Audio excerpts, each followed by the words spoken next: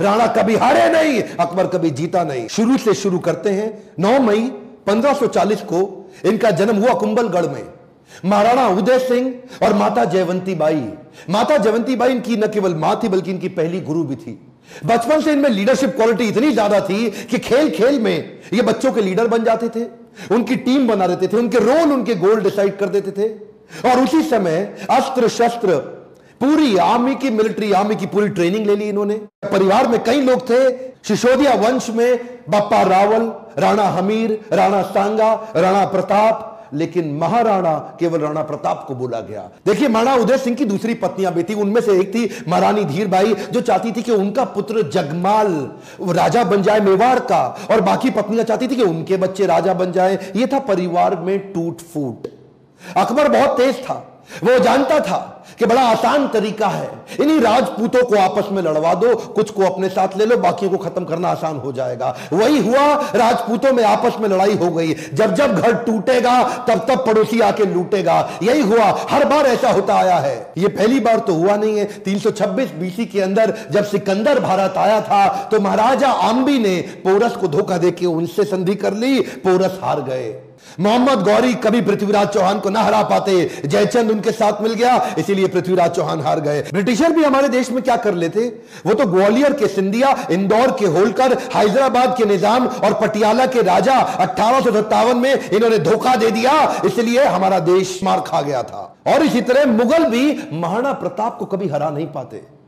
वो तो जब परिवार टूटेगा तब तब पड़ोसी आके लूटेगा। आमेर के महाराज को इन्होंने अपने साथ ले लिया, टोडरमल को अपने साथ ले लिया, जयसिंह को अपने साथ लिया। इन्होंने परिवार के ही लोगों को तोड़वा के अपने साथ जोड़ लिया। अकबर स्मार्ट था। यहां पे महाराणा प्रताप अकेले पड़ गए, लेकिन भीलों की सेना बनाई। वो जो जंगली भील होते हैं उनकी मदद ली, उनको ट्रेन किया। ये हारे नहीं कभी। महाराणा प्रताप वो आते थे, इनको पर अटैक करते थे। थोड़े दिन के लिए महाराणा प्रताप इधर उधर निकल करके फिर दोबारा नई सेना बना के फिर खड़े हो जाते।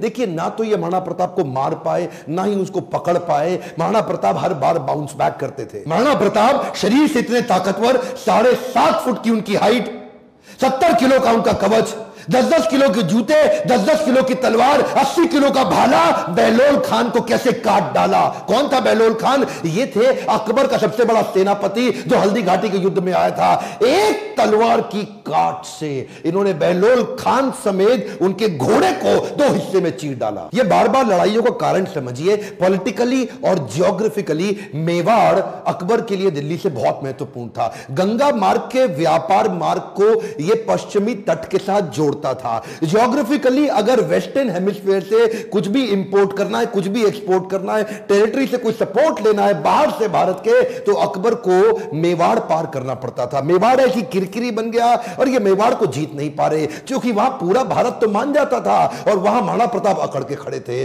क्या है, एक्चुअली अकबर बहुत बड़ा था और महाराणा प्रताप सेना के मामले में बहुत छोटे थे, लेकिन महाराणा प्रताप का वैराग्य जबरदस्त था। ये बाकी राजाओं की तरह भोग विलास, इंद्रिय तृप्ति इसमें नहीं थे। ये बोले कि मैं अपनी सेना के बीच में रहूंगा। ये भीलों के बीच में जाके रहने लगे, जंगल में रहते थे। उबली सब्जी, कच्चा खाना खाना, जमीन पे सोना, पत्तल पे खाना, कोई बिस्तरा ना होना, सर पे छाता नहीं, पैरों में जूता नहीं, आम जीवन जीना उनके साथ। और तभी भील, जितने भील लोग वहां के हुआ करते थे, जंगली आदिवासी, वो उनके साथ जुड़ गए।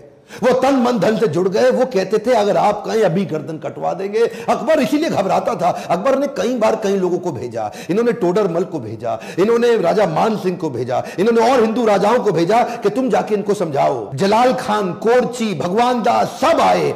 एक्चुअली 8 बार प्रपोजल लेके आए। एक प्रपोजल तो महाराणा प्रताप को क्या दिया कि आधा हिंदुस्तान तुम्हारे नाम कर देंगे, बस मेवाड़ हमारे लिए छोड़ दो, हमारा आधिपत्य स्वीकार कर लो। महाराणा प्रताप क्या जवाब देते? वो तो महाराणा प्रताप है।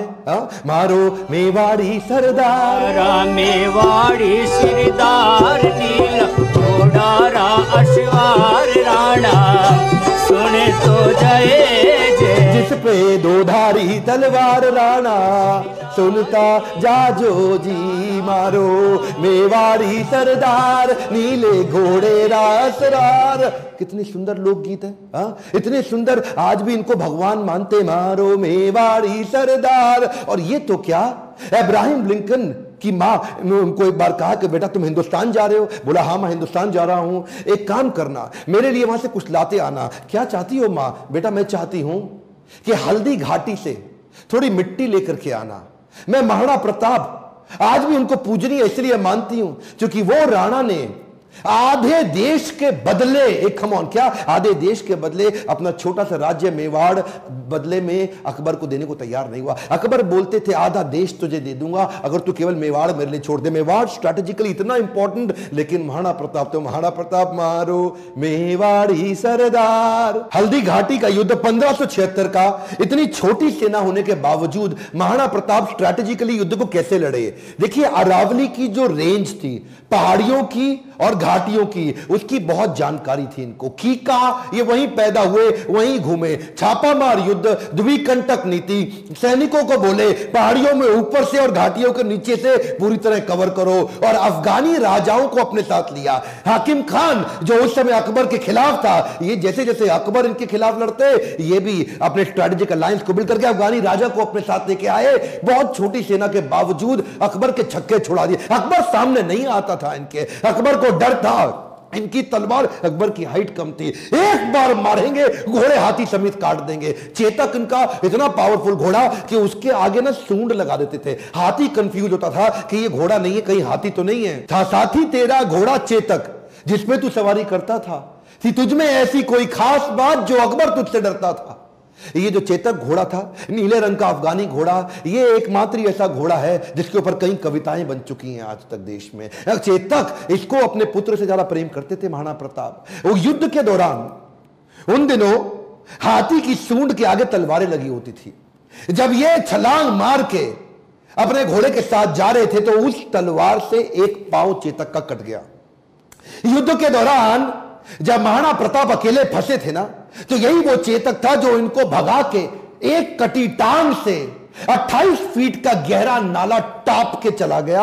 अपने राजा को पहले उसने बचाया और उस छलांग के कारण अपने प्राण त्याग दिए। और केवल चेतक ही नहीं, महाराणा प्रताप के पास एक हाथी भी था जिसका नाम था राम प्रसाद। राम प्रसाद की अहम भूमिका थी हल्दी घाटी के युद्ध में। इस रेख राम प्रसाद हाथी ने कम से कम 8 हाथी अकबर के खत्म कर दिए और कई घोड़े मार दिए। राम प्रसाद के आगे जो तलवार लगी थी वो बड़ी खूंखार थी। अकबर का पूरा फोकस था कि राम प्रसाद को किसी तरह अपने साथ ले जाऊं। अकबर ने 12 हाथियों का चक्रव्यूह बनाया और जो राणा प्रताप का राम प्रसाद हाथी, उसको कंट्रोल किया महावतों की मदद से और उसको किसी तरह अपने साथ ले गए बंदी बना के। यह राम प्रसाद, इस हाथी का बाद में नाम बदल के अकबर ने पीर रख दिया। और यह पीर हाथी, इसको 28 दिन तक अकबर बोलते रहे सब कुछ खिलाओ सब कुछ पिलाओ। राम प्रसाद ने सब खाना बंद कर दिया, अन्न जल का त्याग कर दिया। अपने राणा प्रताप से बिछड़ने के दुख में वो ना कुछ खाया ना कुछ पिया। 28 दिन के बाद वो राम प्रसाद हाथी जो कमजोरी के कारण इसने अपना शरीर त्याग दिया। क्या बोला अकबर? अकबर बोला जिस महाराणा प्रताप के हाथी ने मेरे आगे सर नहीं झुकाया, मैं उस महाराणा प्रताप का सर कैसे झुकवा दूंगा। 1580 में अकबर ने फिर ट्राई किया। इस बार अपने अब्दुल रहीम खान खाना, जो उनका सबसे शक्तिशाली सूबेदार, उसको सूबेदार नियुक्त किया इस बार अजमेर में। और क्या बोले, मैं तुम्हें जिम्मेदारी देता हूं कि तुम इस बार मेवाड़ को किसी तरह जीत के मुझे ला दो, मुंह मांगा इनाम दूंगा अगर महाराणा प्रताप को पकड़ लाए। इधर कुंवर अमर सिंह जो कि सेनापति थे महाराणा प्रताप के, उन्होंने अब्दुल रहीम खान खाना को कंफ्यूज करने के लिए शेरगढ़ के पास एक अटैक किया।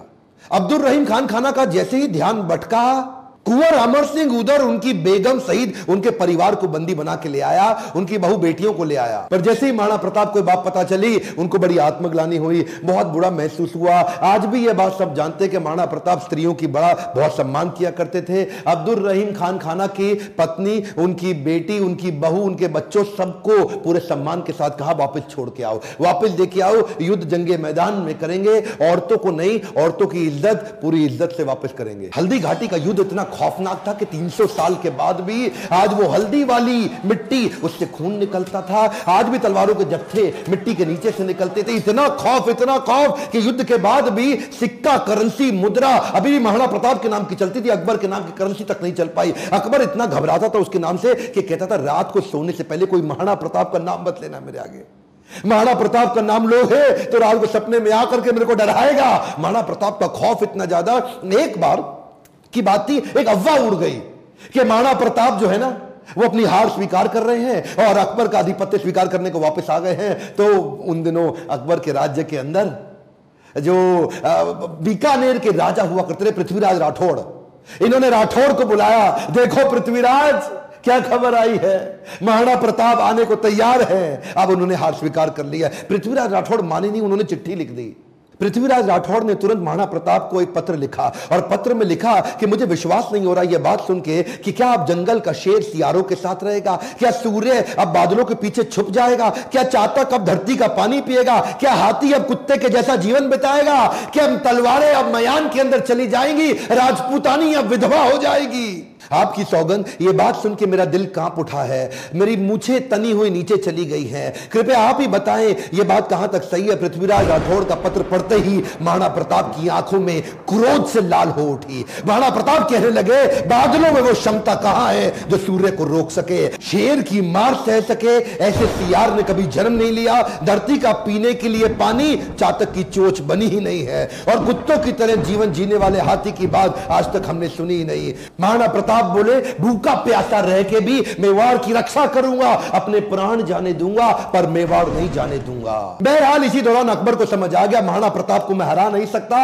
और धोखा दे के हराना यह अकबर की आदत नहीं थी। अकबर को इसीलिए महान राजा भी बताया गया है। आने वाले समय में अगर आप चाहेंगे तो मैं अकबर पे भी एक वीडियो बनाऊंगा। पर वापस चलते हैं, उसी समय अकबर का फिर ध्यान बट गया। अकबर अब ईस्टर्न साइड चला गया, सदर्न साइड चला गया, उसने मेवाड़ को छोड़ दिया और इधर महाराणा प्रताप ने पूरे मेवाड़ पे फिर से अपना कब्जा कर लिया। कुछ दिन हफ्ते महीने ठीक बीते। उन्हीं दौरान एक शिकार करते वक्त, उस समय किसी शेर का शिकार करते वक्त महाराणा प्रताप का किसी एक्सीडेंट में उनका देहांत हो गया, उनकी मृत्यु हो गई। ये बात जब अकबर को पता लगी, अकबर एक ऐसा राजा था अपने शत्रु प्रताप की मृत्यु पे बहुत रोया और चिट्ठी लिख करके बोला कि महाराणा प्रताप एक बड़े शक्तिशाली, बड़े मेधावी और एक ऐसे राजा थे जिन्होंने अपने गौरव को कभी समाप्त नीचे झुकने नहीं दिया, और मुझे एक बात का दुख रहेगा, मैं जीवन भर महाराणा प्रताप को कभी हरा नहीं सका। ध्यान दीजिएगा, लेसन्स में लर्निंग बहुत सारी हो सकती है, पर महाराणा प्रताप को इतना संघर्ष इसीलिए करना पड़ा क्योंकि आपस में राजपूतों की कभी बनी नहीं।